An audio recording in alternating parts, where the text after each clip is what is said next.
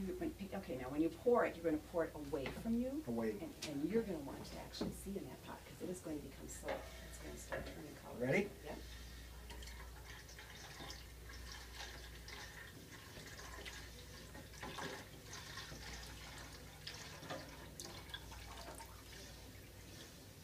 It's starting to look a little thick. Yeah, it is. And it's starting to turn a different color.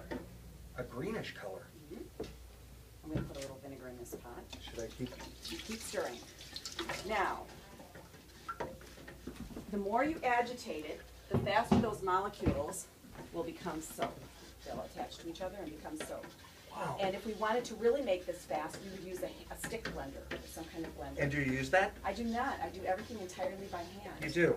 Yes, so I don't use those, but you of course could. Now it isn't going to take very long and that will become quite thick.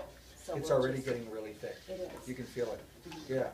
Now, what we're going to do is we're going to let it get to the point where you can, would be like tracing your name on the top, like if you had a thin frosting. Yeah. Trace your name on the top, and then, or a swirl or whatever, and Right. then slowly melt in. And that's called the tracing point. And that's when this mixture is actually thick enough to hold things in suspension, like lavender pieces or oatmeal or something like that.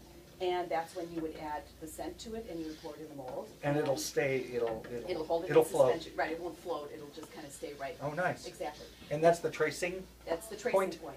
And then you have to cover this. This is a cold process, so what you have to do then is you have to cover it and let it sit for 24 to 48 hours, which is what this batch is doing. These Okay. batches are doing. Yeah. And then you cut it into bars, and you let those sit for 3 weeks. And you can actually test with litmus paper all the way along the way. When we had that pot of lye, all by itself, just the liquid, Mm-hmm. that was at a pH of about 14, which is about as high as you can get. Hmm.